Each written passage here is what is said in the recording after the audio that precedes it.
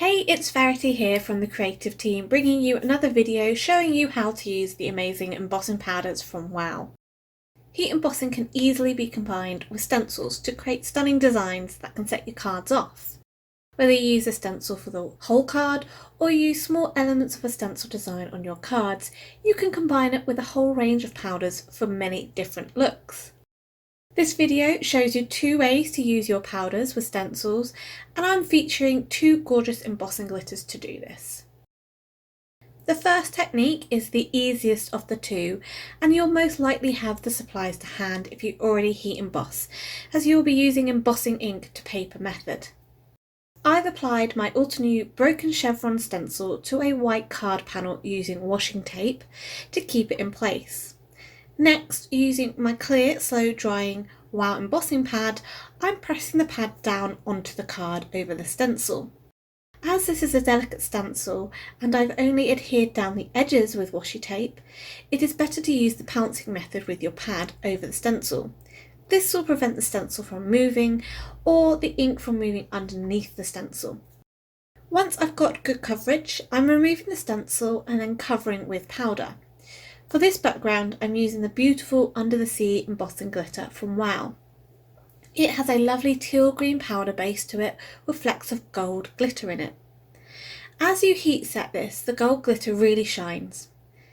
To reduce the glitter from flying off the panel before it's heat set, you may find it easier to heat set from underneath and then finish heat setting it at the end on the top of the panel. Now I like to go back over and apply another layer of ink and powder over the top to get a good coverage, and it's quite easy to do this with this stencil design. Bear in mind, doing this you may get a little glitter on your pad, and for this reason I have two pads that I use. One for messy embossing like this, where I don't mind getting little glitter transferring onto the pad, and then I have a cleaner pad for clean embossing. The second technique for heat embossing with stencils uses textured paste. Textured paste acts as a sticky surface for the powder to adhere to, for which you can then heat set. The stencil I'm using for this card is the Serene Stripes stencil from Newton's Nook, and this again was adhered down to a card panel with some washi tape. The textured paste I'm using on this card is from Ultra, but there are a variety out there that you can use with this technique. Using a palette knife, I'm applying the paste over the stencil as covering much of the stencil design as you wish. For this card, I'm creating the whole background panel. After you're happy with your coverage of the paste, remove the stencil and make sure you wash this immediately or leave it in water to soak to prevent the paste drying on your stencil. Whilst the paste is still wet, cover the design with embossing powder. For this card, I'm using Whirlpool embossing glitter, which is a gorgeous bright blue powder with a blue glitter mix in it. For the next step, you can do this in two ways. If you're like me and you're impatient, you can heat set the powder whilst your paste is still wet. However, depending on the paste, it can bubble, so make sure you're moving your heat gun around to prevent this. What's more, you can use a slower speed on your dual speed heat gun from Wow, though it just will take a little longer to melt the powder. Alternatively, leave the panel to dry, and once it's dry, you can then heat set the powder, and then you won't get any bubbling. Either method works just as well.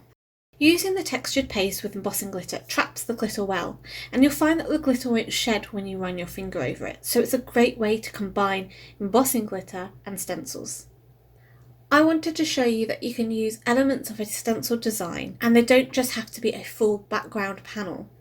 Using a square die, I die cut a square window out of the Under the Sea panel, and then I used these two elements to create two cards. For the cards, I've heat embossed a couple of the flowers from the Ultra Smiles and Hugs stamp set and the Rosy Posy stamp set, as well as a few of the leaves in the accompanying stamp sets.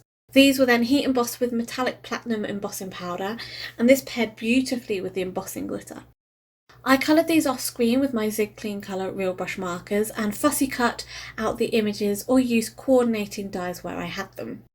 All of the stencil designs were adhered onto white card bases with the floral elements foam mounted onto the panels. For the textured paste panel, I fiddled with the layout of the elements for quite some time and then decided that I needed more leaf elements that I wanted to fan around the sentiment. The sentiments are from the Ultra Sentiment Strip stamp set, and these were heat embossed in opaque bright white Wow embossing powder onto strips of black card, as I love the contrast of colour with the rest of the card elements. After all the elements were adhered down with Gina Coconut glue, I added a selection of Soapy Bubbles confetti mix from Trinity Stamps to embellish the cards. Stenciled heat embossing is a very easy technique to do, and when you combine it with embossing glitter like I have here, you can get stunning results in no time. The shine and glistening from the glitters is beautiful, and it really allows the focal elements of the card to pop. I can't decide though which out of the two powders is my favourite, so let me know below in the comments which you prefer. Is it Whirlpool or Under the Sea? Don't forget to head to the WOW Facebook group to get more inspiration and to check out our monthly challenge where there is a £15 or $15 gift card up for grabs. If you enjoyed today's video, please give it a thumbs up and subscribe to the channel. Don't forget to hit that bell icon to be notified when the next video is up. If you'd like to check out my personal channel, Pretty Little Button, I've also included a link here as well as down below. Until next time, happy crafting!